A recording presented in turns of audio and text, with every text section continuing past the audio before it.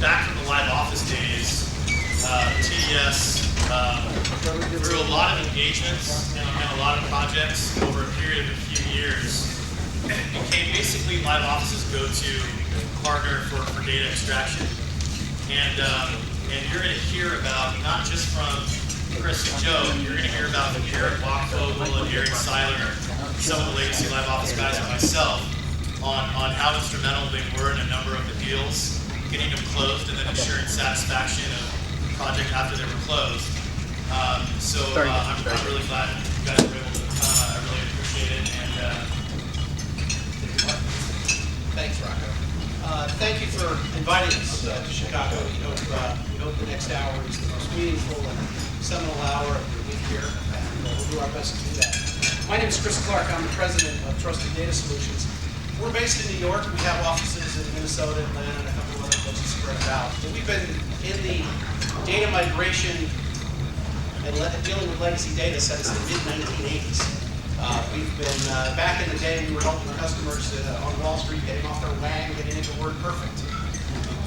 That's how we broke into the business in the early 80s. So we are effectively a technical services company, always been that high degree of emphasis on engineering, development of tools and processes to be able to get from point A to point B.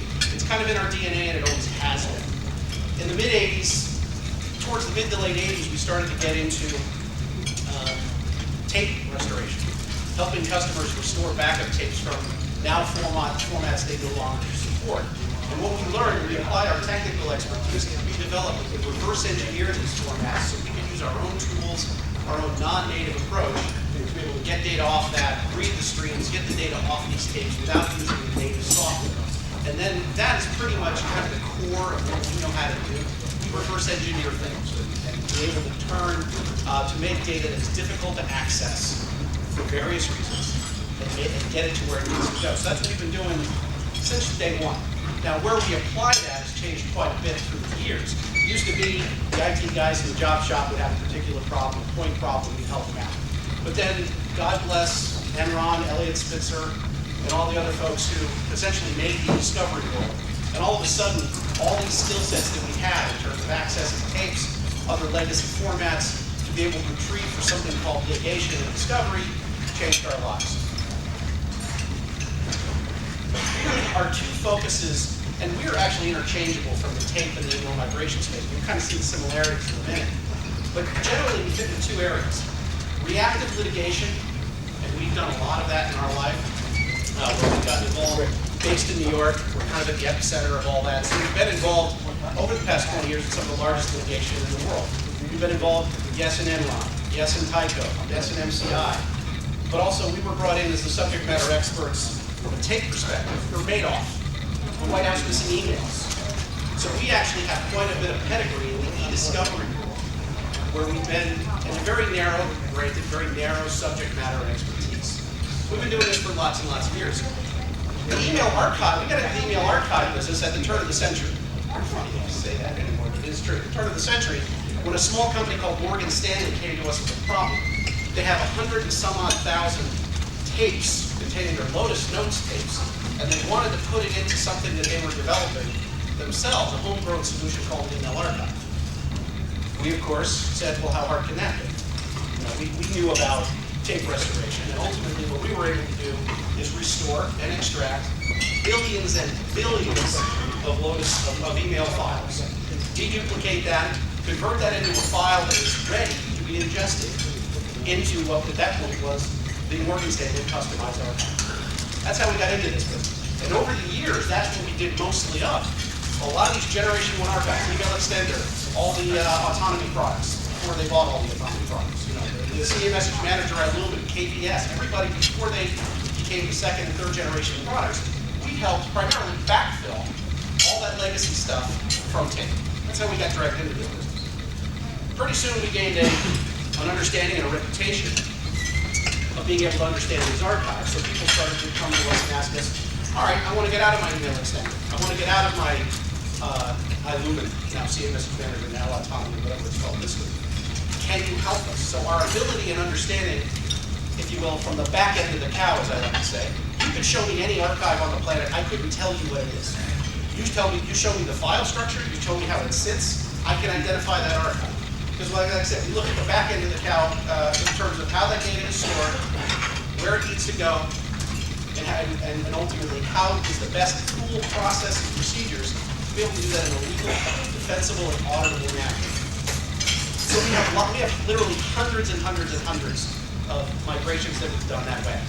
About 2.5 years ago, we joined forces with a company that you'll meet Joe in a minute, Joe Davidra, a company that had done a lot of on-premises migrations. And we basically merged our capabilities, our understanding, and most importantly, our mileage in doing these types of services. And we're able to kind of marry the two things and really extended our email archiving capabilities now into, at the right time now, as people are going through the exodus to the cloud. So we're able to effectively, and Joe will go through all the capabilities, but we're able to pretty much deal with anything you've got out there. Now, time for some truth time. Anybody who tells you migration is easy, or trivial, or don't worry about it, is lying. I don't know of anybody. If you say that, there's only one of two things that can be true. One, you're just telling me what I want to hear, which is the biggest time for what people say. Or two, you've never done it.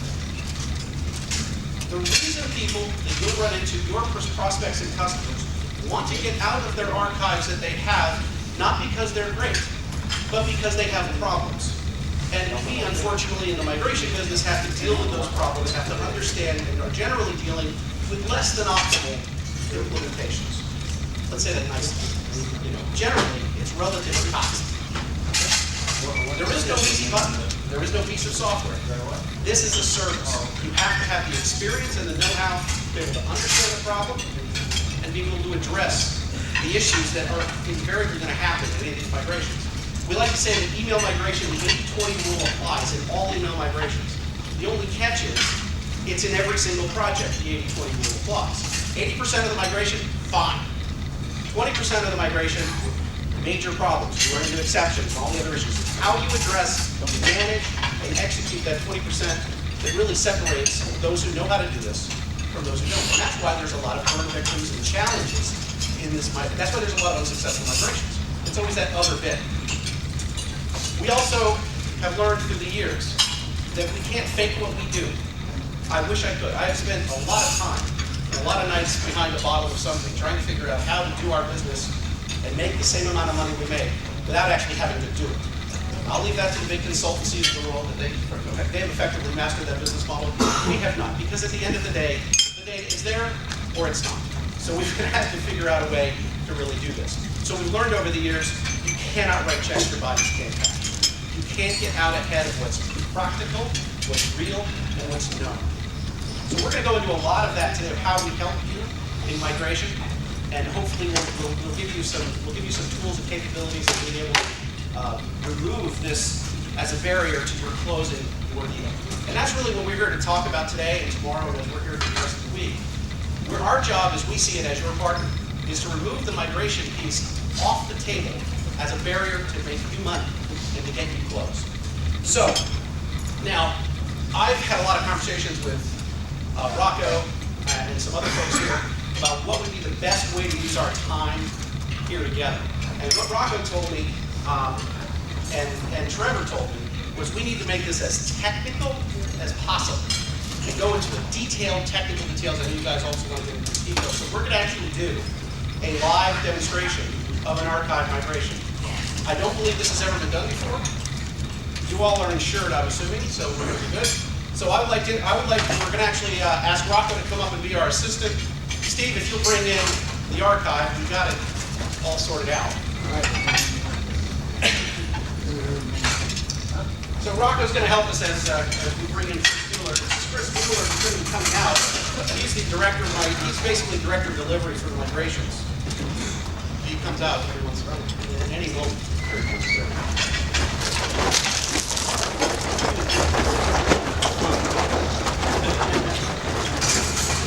As I said, these can be toxic. This is a real live archive. We've signed all the non-disclosure documentation. Say hello to Chris Bueller, everybody. There he is. All right, Chris, thank you. Go get the rest of the stuff. Rocco, we're here.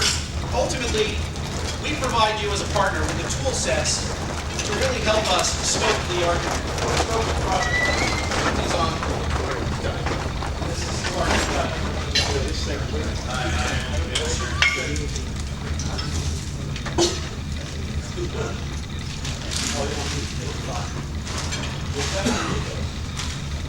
Something tells me these wouldn't work with Rocco, so we're going to avoid that. So Rocco, the very first thing, really the two main factors we need to see when we come up with an archive project is two things. Well, what is it?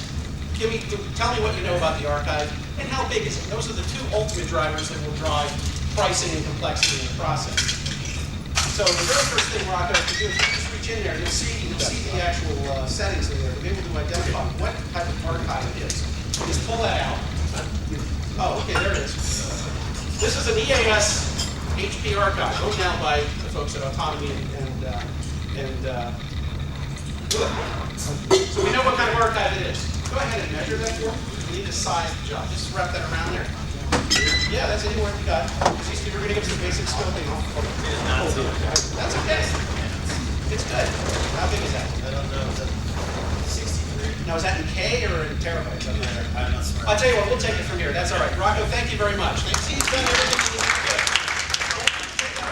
I want to take a picture. Get a picture later. They're taking now. It's No, that's okay. Here we go. You guys can do that. So now, it's time to actually set it up. Chris has come back. Okay, done. There you go. Thanks. So Chris, the first thing, actually, put the note down for a second, Chris. We're going to once we get that initial information from you guys, we can use scoping documents and some basic collateral that you can use to get an initial kind of range of what's going on with that project. It's a scoping document we'll be emailing to you later today.